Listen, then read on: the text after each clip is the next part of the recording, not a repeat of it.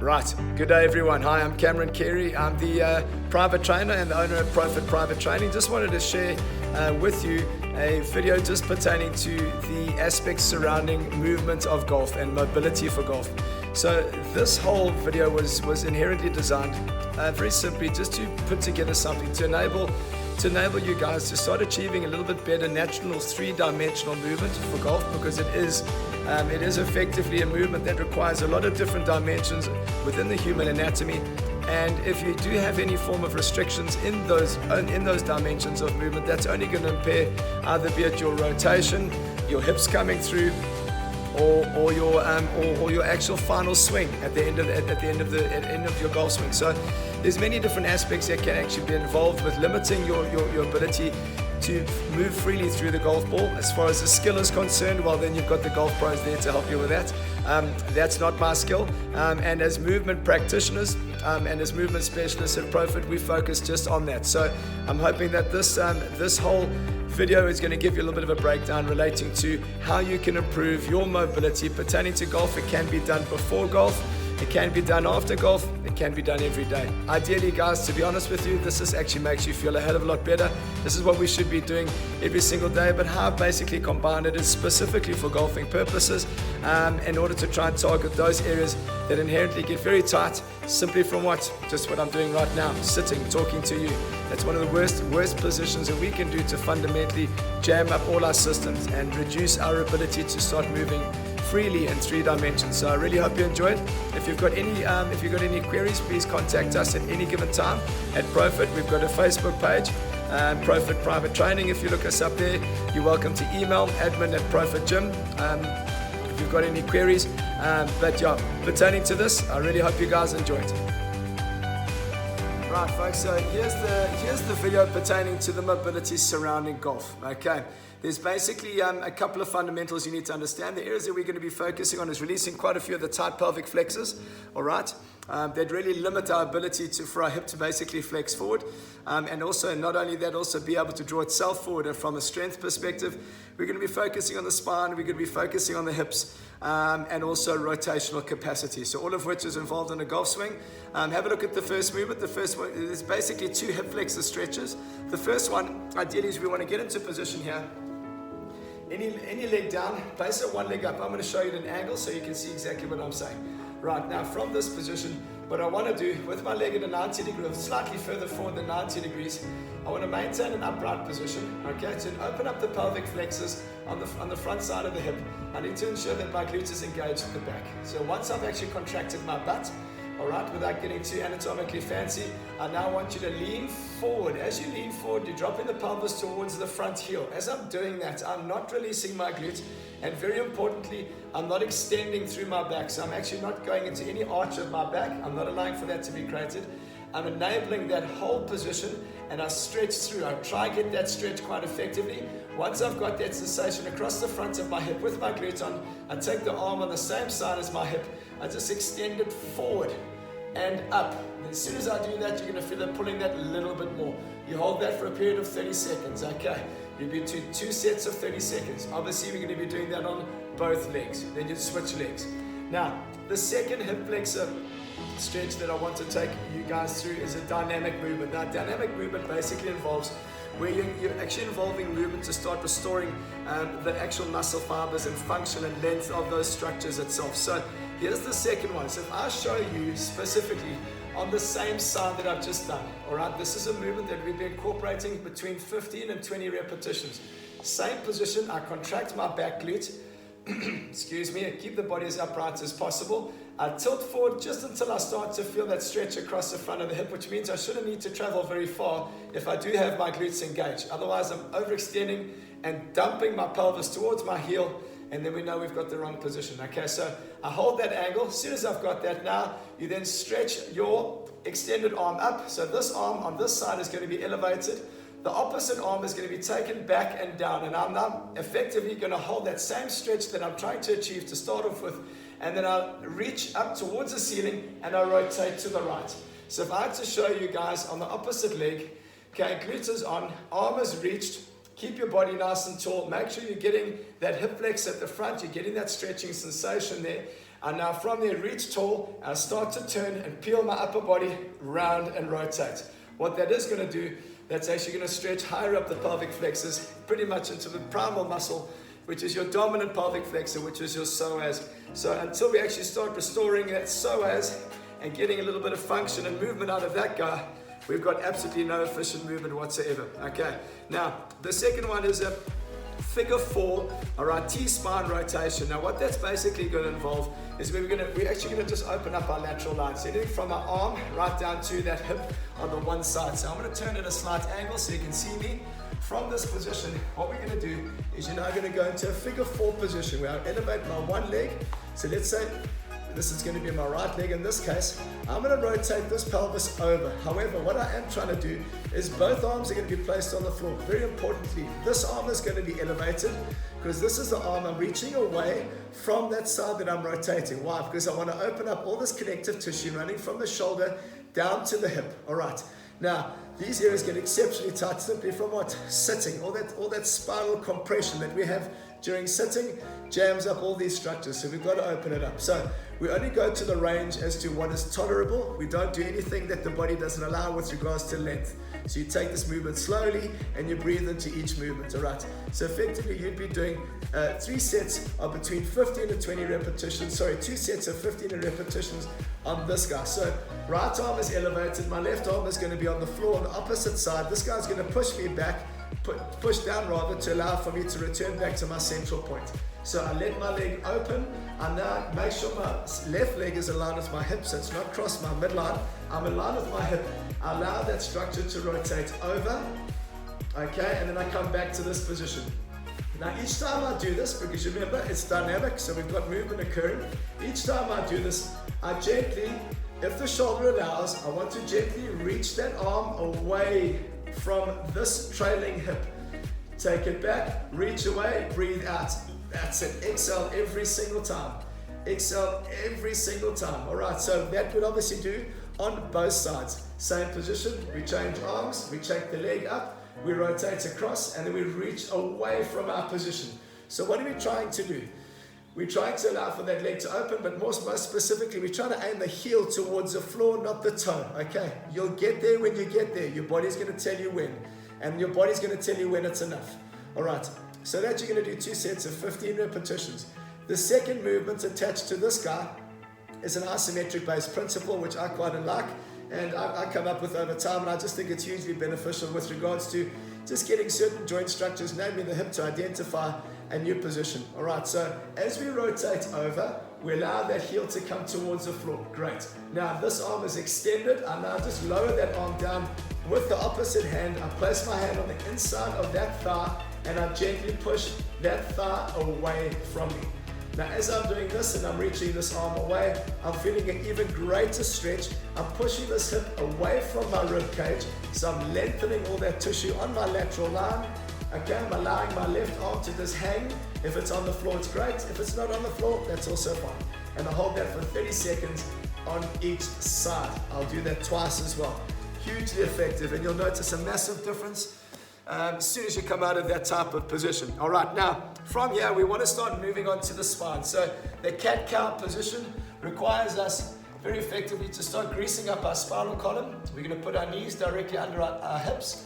Our hands are going to be directly under our shoulders. All right, so now from this angle now, I do want to get movement out of my spine, which means I'm going to incorporate movement right from this joint, right at the bottom here, okay, it's called your sacrum, all the way right up to my neck. So what I want to do is I first off want to round my back slowly. Think of one vertebra at a time, opening up towards the ceiling. I let my chin hang. So I hang my head. In that position, I hang it. Straight out of that position, and I come down slowly. I let my spine drop into my shoulder blades. As I do that, I allow my back to arch. Okay, and then in this position, some people do end up lifting their head to get a little bit more extension out of the neck area. You're welcome to do that. If you have any neck discomfort or any tight tissue there that you can't, specifically if you've had a fusion, don't. Rather keep your head in a neutral position, which means it just stays level and your head's just going along for the ride. Okay, so from here, open up the back, breathe into that position, open, open, open, drop the spine down into the shoulder blades, sink right in, and keep that movement going. Now this is obviously ideally there to make sure that we start getting more spinal movement, and more specifically it's called spinal segmentation, out of each little vertebral body. So every single little column of the spine basically opens it up and allows for that spine to start moving freer, all right, which is hugely beneficial for spinal health. The next one is called an open book. Okay, now this is just fundamentally another crazy basic movement, but it's very effective combined with the last one I've just told you. This guy here, I'm going to be positioned on the floor at a 90-degree angle. Okay, so in other words, my knees are up in line with my pelvis, my feet are basically underneath the line of my knee. So I'm at a perfect perpendicular angle. So from here now, my right hand is going to be under my head to support my head. With this arm, I'm now going to reach my arm forward, away from me. So I'm opening up my shoulder blade on this side. So my back is rounding, I'm reaching out of that position, and I start pulling my shoulder blade back, I retract it back, I open. As I open up, I allow my torso, I allow my arm, and I allow my head to go back as far as it will allow. Okay. From there, I breathe out, I return back to the central point, I reach forward, and I perform 15 slow repetitions. Breathe out, let the head drop. Now, if your head doesn't drop onto the floor, that's fine. That's the reason why I always like it when we support our head with our hand. You're welcome to have a surface or a pillow supporting your head and putting this arm forward. You're more than welcome to do that, and your head can rotate on the pillow. If you don't have a pillow, please make sure that you support the neck. It's fundamentally one of the most important things to make sure you're actually not craning your neck and extending your neck to move your arm. Otherwise, we start compensating from the top to achieve what should be occurring through all that movement in our shoulder blade area of our back. So we reach forward, right there, we pull back, we open up, we breathe, and then we come back to the center. Right there. 3 sets of 15 on each side. Okay. A brilliant exercise with regards to improving your rotational capacity, which is exactly what golf involves in the first place. All right. So from that position now, guys, we're going to move on to your hips. All right. So going into what is known as a SHITBOX position is actually really going to help us here. So this is a basic position. It's not going to place too much loading on your hips, especially the older guys. This is age appropriate. All right. So anybody can do it. There are fundamental mobility techniques and more extensive stabilizing techniques that are more geared to more relative age appropriate movement. Okay, that's something that's obviously a lot more detailed. If you want to find out more, you have to contact us directly. But for the most part, this is generalized and just brilliant to do. Okay, so SHITBOX position involves this angle. I'm going to obviously take a seat on my butt. My one leg is placed up against my knee. This leg, I'm going to be pulling it in towards the butt. Okay, so that's known as a SHITBOX position. All right, so from here, what do I want to do? I'm going to be turning my body in the direction of my leading leg. So in other words, this here is my right knee. Okay, in the camera, I think it's going to be the left knee. But regardless, we're going to now be looking forward. Your hands are going to be placed on either side of this knee, and I want you now to extend your body up, and as if someone has actually got a piece of string tied to your sternum, they're pulling you forward. There's no point dumping your spine down onto your knee. Are you going to get a bit of a stretch in the glutes? You will, but you're not going to get a constructive hinge. So what I mean by hinge is we actually sit up and over, and we center my pelvis back. By doing that now, and I go with a tall chest position, I'm now opening up my glutes, I'm leaning forward, I'm stretching forward. I can, if I really want to challenge that system, use the opposite arm and reach even further. That's quite hectic. You're holding that basically for 30 seconds. So you want to get a good stretch into that position. All right, guys. Now, after that now, we're then going to shimmy across onto the same side. I'm going to turn around, all right? Now, from that position now, I'm in the same angle. I'm now going to walk across. I've just stretched that glute now in the same position. I'm now going to walk across in the direction of this hip. I want to turn and face the floor directly in line with this hip. Now, as soon as I can't go any further, now I'm facing the floor. There's my hip line. It's dead straight underneath me. I'm going to turn to face the floor. I'm going to drop my outside elbow. In this case, it's my right arm. Then I'm going to hold that position.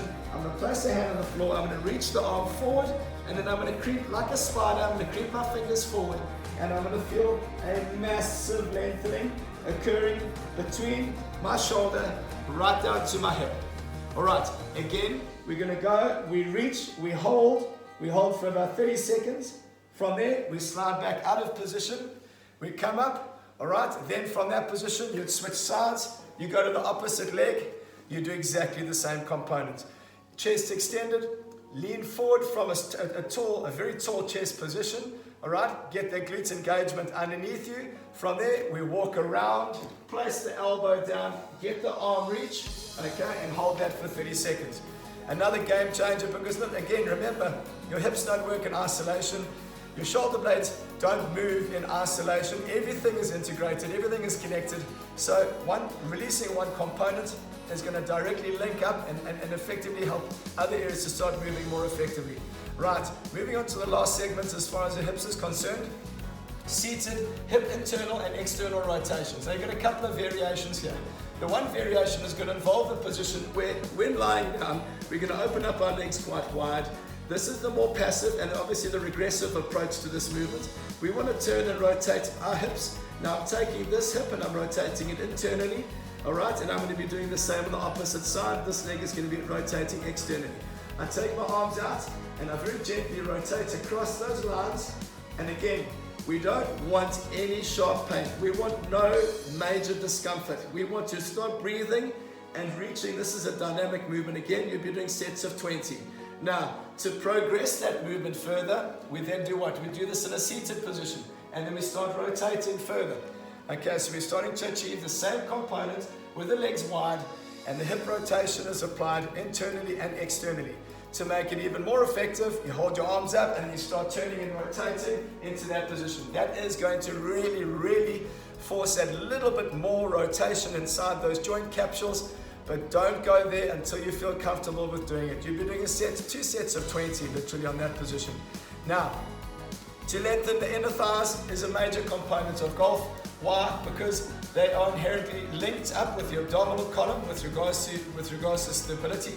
They also are a major internal rotator of the hip itself. So if those guys are tight, they're not really doing their job of controlling the hip. As far as it's called your medial compartment, as far as all the areas running right up on the inside of the leg. They're just as important as that hip stability on the outside. Okay, that's also for another video. But what we're going to do here, okay, is we're going to I've got a band here, all right? You can use a towel. Effectively, a bit of a stretching material is always very effective, even a TheraBand piece, as long as it's quite strong. You're going to be taking your body in this position. Now I'm stretching out my left inner thigh, so I'm going to drop my right leg. I'm going to place my opposite arm down on the floor. From that position, I'm going to allow my leg to open out to the side, okay, and then I'm going to bring it back again. Now, the natural feature that wants to occur is that as I do this, the opposite hip wants to roll, where the whole body ends up collapsing in the direction of that leg. So we don't want the opposite hip to follow the path of the leg. What does enable that to stay down? If you contract your abdominals, all right, your abdominals are ideally there to control your hip position. If you control your abdominals and you take a high enough grip on this band, you now can allow for a constructive lengthening, breathe into position, and then bring it back up again. You've got to do this in a controlled manner. Nothing fast, nothing jerky. Do we want our legs straight? We want it as straight as possible. If your leg can't straighten due to hamstring length, that's fine. Then don't push it. Okay, we want no discomfort inside your joint capsules. If you have any discomfort there, this is not a movement for you, and you've obviously got to get checked out by a relevant specialist, movement specialist, in order to find out what's going on with your system. Guys, that's what you'll be doing on both sides. In order to lengthen the adductor system, we've mobilized and we've basically effectively loosened up a massive portion of your dimensions of golf. I really hope you enjoyed that video. If you've got any questions going forward, feel free to contact us at any time at Profit. Take care.